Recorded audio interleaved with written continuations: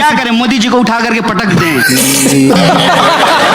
ऐसा कैसे हो रहा है कि इस देश के नौजवानों को 55% यूथ है इस देश में, उनको 5,000 की नौकरी नहीं मिल रही है और एक अमीर अपने बेटे की शादी में 5,000 करोड़ रुपया खर्च करता है।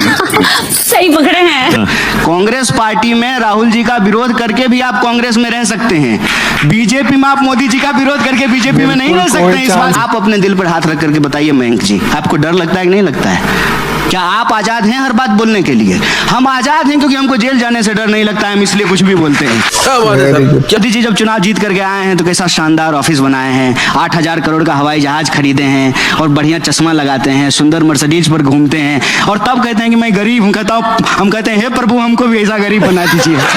से मैंने कन्हैया कुमार का इंटरव्यू देखना चालू किया, ऐसा लग रहा है उसका फैन बन चुका हूँ मैं। जो जो इंटरव्यू देखता हूँ उसमें ऐसी ऐसी बातें कही जाती है, ऐसे फैक्ट पे बात करते हैं वो, सामने वाले पत्रकार की ऐसी धज्जियां उड़ाते हैं क्योंकि पत्रकार बीजेपी को डिफेंड करने की कोशिश करता है हर बार। हर सवाल के पीछे उनका यही एक पॉइंट ऑफ व्यू होता है कि किस तरह से कन्हैया कुमार को फंसाया जाए या सामने वाले किसी भी प्रवक्ता को, जो भी विपक्ष में बैठे हुए हैं, कोई भी हो सकता है, वो आरजेडी का हो सकता है, जेडी का हो सकता है या फिर कांग्रेस का हो सकता है, उनको फंसाने की कोशिश करते हैं, बीजेपी के वाहवाही करने में लगे रहते हैं और ये कोशिश करते हैं इस तरह से ये बताया जाए कि बीजेपी देखो कैसे जीत रहा है, कैसे आगे बढ़ रहा है, आप लोग जीत क्यों नहीं पा रहे। लेकिन जब कन्हैया कुमार बैठते हैं ना, उनका इंटरव्यू लेते सामने से पत्रकार, खासकर गोदी एंकर, उनको पता ही, मतलब मोस्टली एंकर जितने भी सब गोदी एंकर ही है, मीडिया के एंकर इसी तरह की बातें करते हैं, उनको फंसाने की कोशिश करते हैं। लेकिन कन्हैया कुमार हर बार अपने जवाब से लोगों का दिल खुश कर देते हैं, सामने वाले का मुंह बंद कर देते हैं। वो हर बार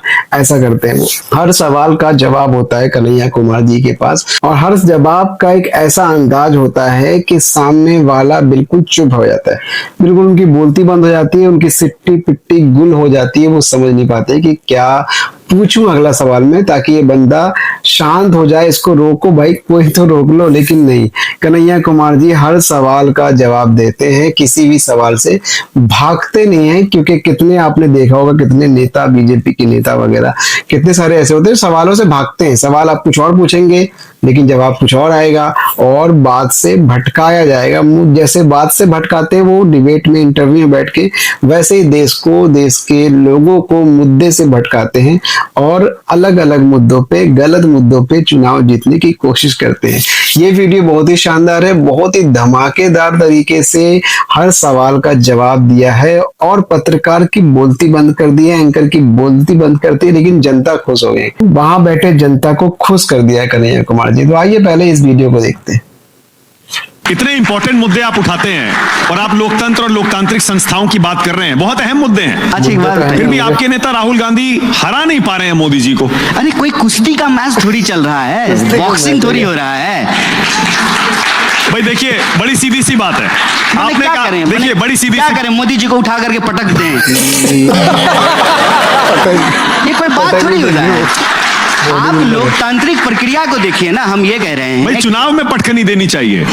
अगर आप ये चाहते हैं कि आप सत्ता में आए और लोकतंत्र को आजाद कराएं, क्योंकि आपके हिसाब से वो नहीं बेड़ियों में है। मैं कह रहा हूं कि लोकतांत्रिक संस्थाएं पिछले कुछ सालों में, कुछ दशकों में कमजोर हुई है। बात तो सही है, सही बात। जिस तरह से हर चीज का, सत्ता का केंद्रीकरण हो रहा है, पूंजी का केंद्रीकरण हो रहा है, ये किसी भी लोकतांत्रिक देश और समाज के लिए अच्छा क्या इसी वजह से हार रहे हैं चुनाव? क्या इसी वजह से आपको लगता है चुनाव हार रहे हैं? बताता हूं, मैं इसका एक एग्जांपल देता हूं।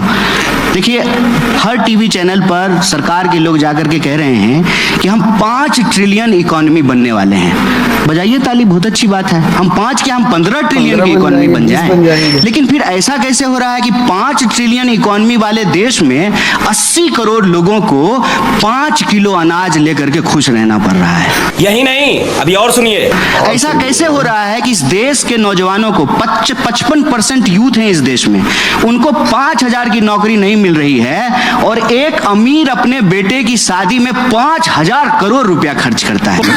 सही पकड़े हैं। और कन्हैया भाई, ये जो प्रश्न है, अगर इतने गंभीर मसले हैं, अगर इतने गंभीर मसले हैं और जनता इतनी परेशान है, फिर तो विपक्ष को इस बार जीतना चाहिए था। इंडिया गठबंधन मिलकर भी आप हरा नहीं पाए मोदी जी को। देखिए, अव्वल तो जो है, ये मत, ऐसा मत प्रिटेंड कीजिए कि मोदी जी अकेले हैं। मोदी जी का दायां पैर जो है वो नीतीश जी के हाथ में और बाया चंद्रबाबू नायडू जी के हाथ में। क्या बात है सर, उनकी क्या भी बात गठबंधन है है, जैसे सर। इंडिया गठबंधन वैसे। देखिए किसी को ना बढ़ा चढ़ा के मत बोलिए।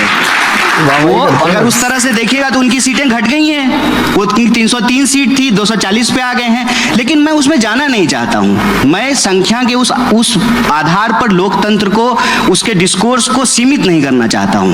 देखिए संख्या का क्या है, कोई बैठा हुआ है, पॉलिटिक्स में स्टेक कितना है। मैं कहता हूं कि किसी बीजेपी वाले से पूछ लीजिए, यहां मत पूछिएगा, उसको पार्टी से निकाल देगा। जब बुलाते हैं तो उधर पूछिएगा पीछे कि भाई आज तुम सांसद हो, मंत्री हो, तुम्हारी चलती कितनी है। खाली साइन ही करते हो कि डिसीजन मेकिंग में तुम्हारा कोई स्टेक है। 2 लोग सरकार चला रहे हैं, पहले तो 2.5 थे। कम अरे बाप रे, ये तो धोती खोल रहा है। से कम जेटली जी थे तो 2.5 लोगों की सरकार थी। अब तो 2 लोग हैं।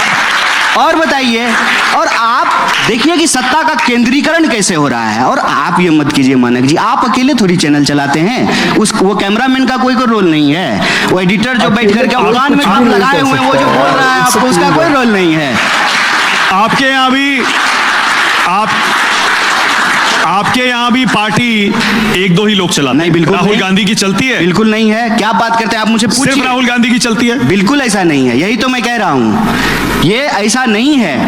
आप हमसे पूछिए कोई ऐसी बात जो बीजेपी का नेता जवाब नहीं दे सकता है। पूछिए कोई ऐसा प्रश्न, हम यहाँ आपके सामने खुले होकर के जो उस पर पोजीशन लेंगे। आप पूछिए कि इमरजेंसी किसकी सही हुआ चलती कि है गलत फिर? हुआ। कांग्रेस में किसकी हम चलती प्रश्न है? बता देते हैं। पूछिए कि इमरजेंसी सही था कि गलत। पूछिए, बोलिए, बताइए। गलत था। हाँ। हम बोल रहे हैं, बोलिए। आप बीजेपी के किसी नेता से पूछ लीजिए कि आज इमरजेंसी लगी हुई है, सही है कि गलत है। धीरे से भी नहीं बोलेगा, पता है आपको। ये हुई ना बात। सही बात। ये फर्क होता है। अच्छा, राहुल की नहीं चलती है तो किसकी चलती है? उनकी कांग्रेस भी में? चलती है, सबकी चलती है। कांग्रेस पार्टी किसी एक व्यक्ति की पार्टी थोड़ी है।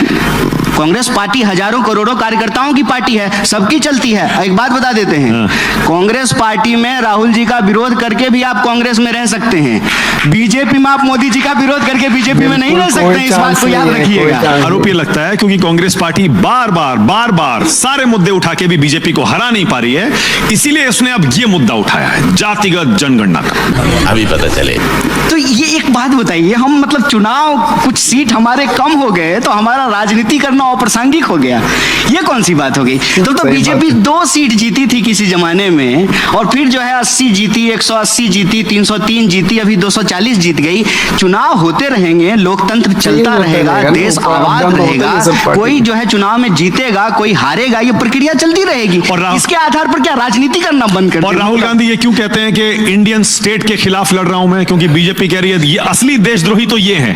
अच्छा, इंडियन स्टेट का मतलब होता है भारत राज्य, देखिए ये जिसमें संवैधानिक व्यवस्था में जितने भी पद हैं, संस्थाएं सब आती हैं, और उसमें तो एलओपी का पद भी होता है जिस पर वो खुद बैठे हुए हैं। देखिए मानक जी, आपने अच्छा कि एक सवाल पूछा।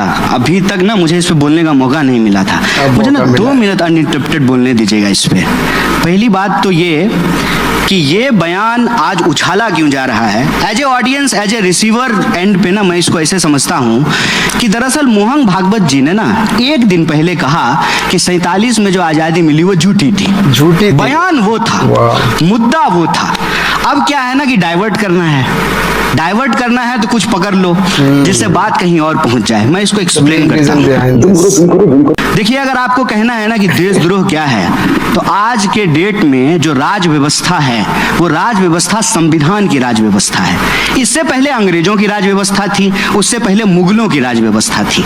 संविधान के राज व्यवस्था में संविधान लागू होने की प्रक्रिया को झूठा साबित करना, मतलब भागवत जी के नजर में महिला पुरुष बराबर हुए, दलित ब्राह्मण बराबर हुए, ये झूठ था जो 47 में हुआ।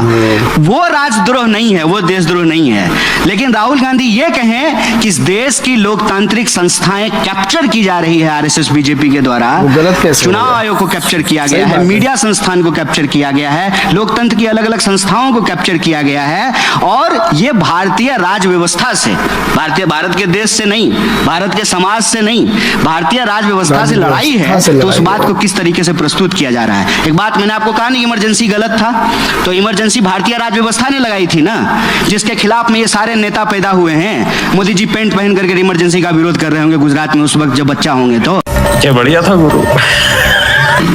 तब आप मुझे बताइए, जेपी का बयान याद है कि नहीं देश को, कि कहा कि जो है इंदिरा गांधी का साथ देना बंद कर दे इस देश की सेना और इस देश की पुलिस। क्या इस देश के इस आधार पर देश का कोई ऐसा विपक्ष का नेता है जिसके ऊपर मुकदमा नहीं होना चाहिए अगर राहुल गांधी गलत हैं तो? भारत की राज व्यवस्था में विपक्ष का काम है उस राज व्यवस्था में अगर कुछ गलत हो रहा है तो उसका वो खुल करके विरोध करे। और राज व्यवस्था इसलिए बोला जाता है कि कार्यपालिका के दो अंग होते हैं, एक अस्थायी कार्यपालिका होता है, एक अस्थायी कार्यपालिका होता है। और आज की स्थिति यह है कि सिर्फ अस्थायी कार्यपालिका नहीं कैप्चर हुआ है, सिर्फ पार्लियामेंट की बात नहीं कि उनको 303 सीट है और उनकी सरकार है 15वें साल में, इसकी भी बात है कि चुनाव आयोग पोजीशन नहीं लेती है। बात तो सही है। आप मुझे बताइए कि विधानसभा चुनाव के वक्त और लोकसभा चुनाव के वक्त महाराष्ट्र में 1 करोड़ वोट का डिफरेंस है, नए 1 करोड़ वोटर ऐड हुए हैं। इस सवाल को जब कांग्रेस पार्टी उठा रही है, चुनाव आयोग से पूछ रही है, चुनाव आयोग इसका जवाब नहीं दे रहा है। नहीं जवाब दिया उन्होंने, नहीं दे रहा है साहब। अरे ऐसे 50 सवाल हैं, चुनाव आयोग बोलती नहीं है। और आप क्या बात करते हैं, जिस तरह से हमारे आदरणीय राजीव जी अभी चुनाव आयुक्त बने हुए हैं, कभी भारत के इतिहास में ऐसा हुआ था? लेटरल एंट्री के नाम पे जी सर नमस्ते सर कहने वाले लोगों को हर पोजीशन पे बिठा दिए हैं और कहते हैं कि जो है इंस्टीट्यूशन कैप्चर नहीं हुआ है। पूरा कैप्चर हो गया भाई। आप अपने दिल पर हाथ रख करके बताइए मयंक जी, आपको डर लगता है कि नहीं लगता है? क्या आप आजाद हैं हर बात बोलने के लिए? हम आजाद हैं क्योंकि हमको जेल जाने से डर नहीं लगता है, हम इसलिए कुछ भी बोलते हैं। क्या बात है सर, क्या बात है सर। जिसको खोने के लिए कुछ है वो आज डर रहा है, और आप कह रहे हैं कि जो है लोकतंत्र में सब कुछ ठीक है। कन्हैया कुमार कुंभ में डुबकी लगाने जाएंगे क्या? अखिलेश जी हो आए हैं, राहुल गांधी और प्रियंका गांधी के बारे में लोग पूछ रहे हैं कि वो जाएंगे नहीं जाएंगे। मैं कन्हैया कुमार से पूछ रहा हूं, जरूर जाएंगे। कन्हैया कुमार कुंभ में डुबकी लगाने जाएंगे क्या? जरूर जाएंगे, लेकिन रील बनाने के लिए नहीं जाएंगे। मेरा देखिए आपसे यही निवेदन है भैया, मैं गंगा किनारे पैदा हुआ हूँ, मेरा घर मेरा गांव गंगा के किनारे है, पढ़ाई लिखाई के जमुना किनारे में हुई है, तो गंगा जमुना का संगम हमारे जीवन। धार्मिक है वैसे आप? तो मेरी बात सुन लीजिए, मैं बड़ी इंपॉर्टेंट बात बता रहा हूँ आपको। आस्था और भक्ति, आस्था और भक्ति, इसके बारे में बहुत इंपॉर्टेंट बात बोल रहा हूँ। ये ना टीवी चैनल यूट्यूब मोबाइल से पहले धर्म था, भक्ति थी, आस्था था, संगम था, और हजारों साल से लोग वहां पे डुबकियां लगा रहे हैं। जिस तरीके से आज उसको बदनाम करने की कोशिश की जा रही है, मैं कहता हूं कि ये किसी के आस्था के ऊपर प्रहार नहीं करना चाहिए, बहुत गलत है। ये बड़ी अच्छी बात कही बात है। मैं कह रहा हूं मुद्दा क्या है? मुद्दा यह है भाई साहब, आज सवाल पूछना गुनाह हो गया है। नीतीश कुमार के खिलाफ एक अकेला विद्यार्थी, और बड़े बहुत दुख के साथ ये बात बोल रहा हूं आपको, मुजफ्फरपुर में एक अकेला विद्यार्थी एक सवाल लिख करके एक पोस्टर लेके खड़ा हो गया, अकेला, उसको पकड़ करके जेल में डाल दिया। चीफ मिनिस्टर अभी मध्य प्रदेश का जो है, एक महिला का जो है ना, सामने से जन माइक छीन रहा था। ऐसा लग रहा है कि लोग नेता है कि गुंडा है। रुपया में और देश के नेता में गिरने का कंपटीशन है, और भारतीय नेता अभी भी जो है बढ़त बनाए हुए हैं।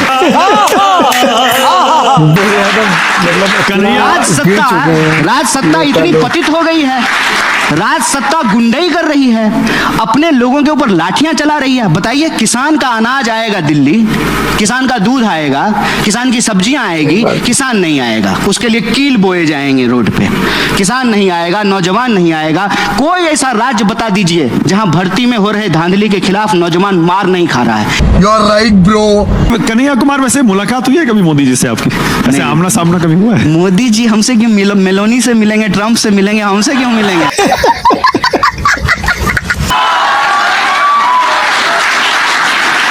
हम तो देश के नागरिक हैं ना। किसी कार्यक्रम में 2014 से पहले, अरे हम देश के साधारण नागरिक हैं, हमसे क्यों मिलेंगे?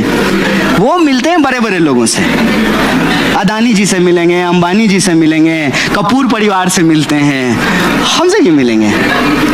वो उससे मिल लेंगे, ठीक है ना। चुनाव क्यों जीत रहे हैं? 2002 के बाद से नरेंद्र मोदी एक भी चुनाव नहीं हारे। पहले गुजरात में जीतते रहे, उसके बाद यहाँ भी 3 चुनाव जीत गए। आप चाहते हैं कि हम बोलें सारा सच, जो कि जरूरी नहीं है, तो मोदी जी एक ऐसे इकलौता जो है ना, मुझे लगता है मुख्यमंत्री होंगे जो बिना चुनाव जीते मुख्यमंत्री भी बन गए थे। ये कभी क्यों नहीं बोलते हैं? बहुत लोग बने हैं ऐसे, तो कभी चुनाव नहीं लड़े, वो चुनाव नहीं लड़े, कभी चुनाव नहीं लड़े और मुख्यमंत्री बन गए जाकर के। ये बात लोगों को पता नहीं बाद में तो जीते ना, बाद में तो बार बार जीते। अरे तो एक बार हमको भी मुख्यमंत्री बना दीजिए ना, हम भी नहीं हारेंगे। तू समझा? सही बात है। कैसे जीत रहे हैं ये बताइए? ये कोई रॉकेट को कैसे चुनाव जीत रहे हैं? बताइए, 1 घंटा आप हो बताइए गया कैसे है, जीत आप रहे हैं? 50 बार मोदी जी का नाम लिए। आप बताइए कैसे जीत रहे हैं, कैसे जीत रहे हैं? देखिए, उनके पास तंत्र है, उनके पास जो है मीडिया का समर्थन है, उनके पास चंदा है, उनके पास जो है सिस्टम है, चुनाव जीत रहे हैं। जीत रहे हैं और भाई, इस सबके इससे बिना क्या चुनाव चाहिए? होता है क्या? मुझे कैसे भी करके निकाल मेरे भाई, मैं फंस गया हूँ यहाँ। देखें, मोदी जी जब चुनाव जीत करके आए हैं तो कैसा शानदार ऑफिस बनाए हैं, 8,000 करोड़ का हवाई जहाज खरीदे हैं और बढ़िया चश्मा लगाते हैं, सुंदर मर्सिडीज पर घूमते हैं और तब कहते हैं कि मैं गरीब हूं। हम कहते हैं, हे प्रभु, हमको भी ऐसा गरीब बना दीजिए। सुकेश, मजा आया। अक्षय कुमार बार बार जब ये कहते हैं कि बीजेपी लोकतंत्र की हत्या करती है, मोदी जी लोकतंत्र की हत्या करते हैं, उनके यहाँ तो अध्यक्ष का चुनाव हो रहा है। अच्छा, आपको नहीं महसूस होता उनके है? यहाँ बीजेपी ईमानदारी से एक बार बोल दीजिए। रुकिए ना 1 मिनट। बीजेपी में अध्यक्ष का चुनाव हो रहा है हाँ। और जमीन तक हो रहा है, जिला जिला आजकल वोटिंग हो रही है, उसके बाद वहां से केंद्र में आएगा और तब एक आपको अध्यक्ष चुना मंत्रालय से जाएगा। फोन नहीं क्या ये आता है? लोकतंत्र माना नहीं कि है? सच सच बोलिए, एक बार आज सच बोल दीजिए, आप जीवन भर हम आपके प्रति जो है ना ऋणी रहेंगे। कोई सवाल मेरा पत्रकार है जो हिम्मत करके बोल देता है? बोलिए, मंत्रालय से टीवी चैनलों को फोन आता है कि नहीं आता है? एक बार नहीं, बोलिए। हमें तो नहीं आता है। चल झूठा। सुकेश जी बोलिए। नहीं, हमें कोई फोन नहीं आता। हिम्मत कीजिए, लड़ाई यही है। मैं कहता हूं कि यह देश हम सबका है, किसी से डरने की जरूरत नहीं सही है। बात। कोई चुनाव जीत करके आ गया है तो क्या, जनता ने वोट दिया है, जनता को सच बताइए, यही जनता कान पकड़ करके उनको गंदी से बाहर कर देगी। घबराने की जरूरत नहीं है, लड़ाई यही है और कांग्रेस पार्टी ये लड़ाई लड़ेगी। ठीक ये हुई ना बात। है, मैं दोबारा पूछ रहा हूं, बीजेपी में अध्यक्ष का चुनाव हो रहा है और लोकतांत्रिक प्रक्रिया से हो रहा है। हमारे यहाँ भी हुआ है, हम भी वोट दिए थे खड़गे जी को। सॉरी, वोट बताना नहीं चाहिए था। वो गुप्त मतदान होता है, हमारे यहाँ भी चुनाव हुआ। तो आप खरूट जी बीजेपी और पर ये आरोप खरूट कैसे जी लगा और सकते खड़गे हैं? जी जो है चुनाव लड़े। तो बीजेपी पर ये आरोप कैसे लगा सकते हैं आपकी वो लोकतंत्र विरोधी है? बीजेपी में लोकतांत्रिक चुनाव हो रहा है, जिलों में वोटिंग हो रही है आजकल, फिर उसके बाद केंद्र में भी वोटिंग होगी। अरे तू अपने पार्टी में मानक को थोड़ा ठीक कर देता हूँ। बीजेपी में आज तक अध्यक्ष पद के लिए चुनाव नहीं हुआ। कभी कोई इलेक्शन हुआ ही नहीं। मैं इसीलिए कह रहा हूं ना, इस बार चुनाव हो रहा है। तो इस मामले अब में चुनाव हो रहा है। इस मामले में कन्हैया को एज है, क्योंकि अभी वोटिंग हुई थी कांग्रेस में। हाँ। बीजेपी के अध्यक्ष पद के लिए आज तक कभी वोटिंग हुई बहुत नहीं। धन्यवाद, बहुत धन्यवाद आपका जो है। मेरा सवाल ही यही है। हाँ। मेरा सवाल ही यही है कि बीजेपी में अध्यक्ष पद के लिए वोटिंग हो रही है, इस बार चुनाव हो रहा है, अरे एक बात बताइए, तो आप कह रहे हैं वो लोकतंत्र विरोधी है? अच्छा एक बात बताइए, कोई चोर अपने बाल बच्चा के लिए खराब होता है? चोरी करके लाता है, उसको जूता खरीद के देता है। अरे अपने घर में वो कैसे भी हो, समाज देश के लिए क्या है ये तो बताइए ना। बताइए। आप एक सच पूछ दें सरकार के खिलाफ, इतनी क्या घबराहट है कि आपके ऊपर केस कर देंगे, आपके ऊपर मुकदमा कर देंगे, आपको जेल में डाल देंगे? यही नहीं, अभी और सुनिए। मैं कहता हूं कि आपके पास 303 सीट की सरकार थी। मैं एक साधारण नौजवान यूनिवर्सिटी में पढ़ने वाला 4 सवाल ही तो पूछ लेता था आपसे, वो भी वही सवाल जो आप कहते थे। आपने कहा 2 करोड़ नौकरी मिलेगी, हमने पूछ लिया कि साहब कहाँ है, पकड़ के जेल में डाल देंगे लोगों को। ये लोकतंत्र है। सही बात है। शर्म है कुछ? तो हर जगह तो आप हैं, सर्वस्व हैं आप। अच्छा, ठीक तो है। मेरा ये है कि आपके पास इतनी ताकत है, इसी जनता ने आपको वोट दिया है, आप ये तो बताइए कि जो आपने कहा था कि आपके खाते में 15 लाख 15 आएगा, लाख आएंगे। आप 2022 तक सबको पक्का मकान मिल जाएगा, क्या? बुलेट ट्रेन चलने लगेगी। Bullet train? अरे बुलेट ट्रेन नहीं चली, कम से कम बुलेट को ही पटरी पे दौड़ा करके इनॉग्रेशन कर देते। मजा आया। और मैं ये जो मजा है हिंदुस्तान के हर व्यक्ति को देना चाहता हूँ। मजा आया। सिंपल सा सवाल पूछते हैं। कन्हैया कुमार जी जब बात करते हैं बिल्कुल सिंपल, बिल्कुल सिंपलिसिटी के साथ, बहुत ही आराम से, बहुत ही सिंपल भाषा में बात करते हैं। वो सिंपल सा सवाल कहते हैं कि जब मैं पढ़ता था तो मोदी जी जो वादे करते हैं, मोदी जैसे 15 लाख सबके अकाउंट में आ जाएंगे, सबको रोजगार मिला, 2 करोड़ जॉब्स मिलेंगी, सबको घर मिलेगा, बुलेट ट्रेन चलेगी, तो यही सवाल हमने पूछ लिया कि भैया साहब जॉब कहाँ है बता दो, तो मुझे जेल में डाल दिया गया। मतलब कोई सवाल नहीं पूछ सकता है आपसे, आप कमिटमेंट करके वो आप कमिटमेंट करके चुनाव जीत जाओ, लेकिन सामने से अगर कोई बंदा सवाल करता है तो उसको सीधा जेल में डाल दो। ये कहाँ का मतलब क्या है लोकतंत्र? लोकतंत्र ये, और उस पर अगर बोल दो कि लोकतंत्र खतरे में है तो बस आफत आ जाती है भैया, उसके बाद तो प्रॉब्लम ही प्रॉब्लम है। सबको पता है, सब लोग डरते हैं। सामने से कन्हैया कुमार पूछ रहे पत्रकार से, सही बताइए मंत्रालय से फोन आता है या नहीं आता है आपके पास? लेकिन वो सामने से झूठ बोल देते हैं कि ऐसा कोई फोन नहीं आता। उसके बाद जब कन्हैया कुमार कहते हैं कि आप बताइए बीजेपी में कभी अध्यक्ष पद का चुनाव नहीं हुआ, लेकिन वो सामने से मानव गुप्ता कहते हैं नहीं ऐसा तो कुछ नहीं होता है। फिर सुकेश जी बोलते हैं कि नहीं ऐसा कभी हुआ ही नहीं आज तक कि बीजेपी में कभी भी अध्यक्ष पद का चुनाव नहीं हुआ इंटरनल पार्टी के अंदर। उसके बाद उसको करेक्ट करते हैं और फिर मानक जी मानते हैं और फिर कहते हैं कि नहीं हाँ अब मैं कह रहा हूं कि बीजेपी में अब चुनाव हो रहे हैं, लोकतंत्र है मतलब ये। तो समझ रहे क्या सामने से क्या बातें हो रही है।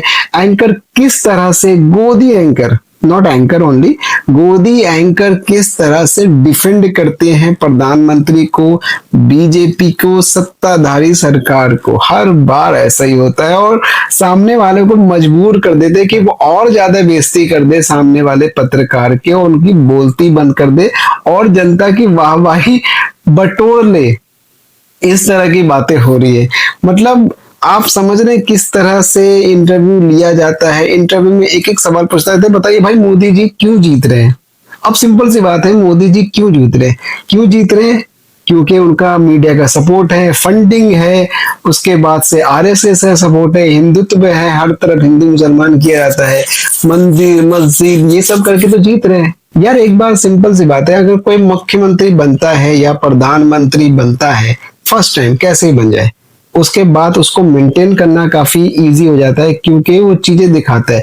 अब जैसे बहुत सारी चीजें लाइनअप में होती है कि सपोज है ये मेट्रो का काम चल रहा है, उसमें से ये ब्रिज का काम चल रहा है और सपोज आप कोई पार्टी जीत जाता है, जैसे मोदी जी जीत गए 2014 में, तो उससे पहले जो भी काम चल रहे थे तो मोदी जी ने अपना नाम कर दिया उसमें कि ये मेट्रो वहां पे जाके फोटो खिंचा रहे हैं, रिबन काट रहे हैं, हर तरफ तो मोदी जी दिखते हैं, हर बसों पे मोदी जी की पोस्टर लग गए, हर जगह पे मोदी जी मोदी जी मोदी जी।